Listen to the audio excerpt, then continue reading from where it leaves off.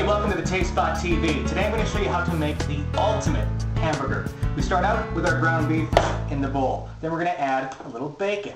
You ever get those burgers where you put all the bacon on there? It's all just kind of fatty and it kind of falls off and you're just like, did I really want this on there? What we're going to do is we're actually going to mix the bacon in with our meat. So also to the meat and the bacon, we're going to add 1 egg. This is going to kind of act as some glue because we're also going to add some breadcrumbs to our meat as well. It's going to kind of thicken up the burger a little bit and also actually add to the juiciness of it because the breadcrumbs are going to absorb a lot of the oils and the fats and the juices of the meat and especially that bacon. So you want to add into the mixture probably about ½ a cup of breadcrumbs. And I'm using panko breadcrumbs here, Japanese style. You can also use regular traditional breadcrumbs as well. We're also going to add in a little bit of garlic as well. Just a little bit of garlic there.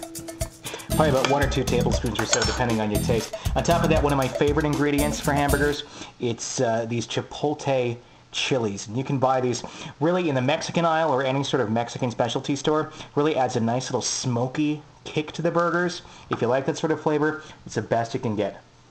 This is what the jar looks like in case you're wanting to find it in the stores. Chipotle peppers and adobo sauce. The adobo sauce right there is what really gives you that nice peppery kick. This is one of my favorite burger recipes, and it is so simple to do. So you got your meat, you got all those ingredients in here. Just put it into a food processor. Get it all in there. Of course, you could do it by hand, but sometimes if you have the ingredients that a little bit frozen, like the bacon I had, you need to really get it blended up well in the food processor. So get it turned on, and then pulse it a bit. You don't want to just get this into a complete and utter mush, but you want to get it nice and mixed up. Season it with a little salt, a little bit of pepper.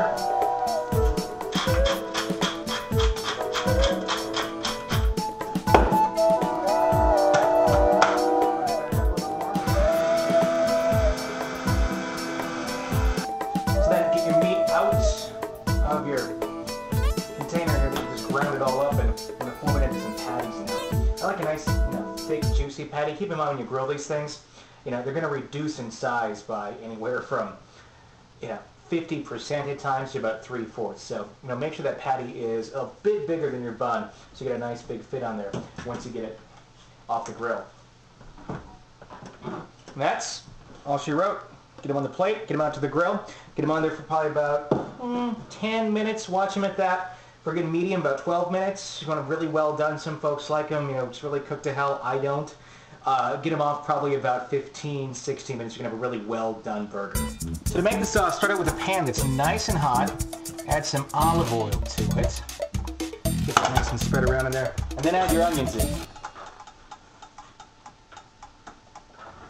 Now I'm only making 2 burgers here, so I only need like about 1/4 of an onion or so. Keep in mind these onions are going to reduce down to about like 1/3 of their size that you got in here because they're mainly all water. So get those onions in there. Get the oil all on them, get them nice and starting to caramelize really well. It'll take a few minutes, so once those onions are a little bit browned, that's when you're going to add your red wine sauce. Alright, onions starting to get nice and brown, a little caramelization going on there. Now we're going to add in some red wine. Now this doesn't have to be any sort of real fancy schmancy type of bottle of wine, just something that you consider drinking, because you put crap in, you get crap out. That's kind of the rule that I have in the kitchen. And a good rule to live by for pretty much anything you do in life. So add in some red wine.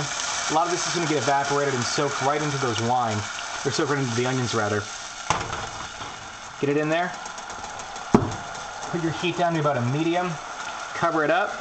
And let it sit there for about 10 to 15 minutes. You're going to have a nice caramelized, just delicious red wine sauce to put on top of those burgers. If you like a little bit of a sweeter sauce, add a little brown sugar. I personally do enjoy a bit of a sweeter sauce. It's kind of a gooey texture to it, almost like a syrup. So I like to add, maybe about a handful of brown sugar. Probably equals out to about 3-4 tablespoons or so. Get that stirred around in there. It's going to be delicious in about 10 minutes. Burgers are off the grill.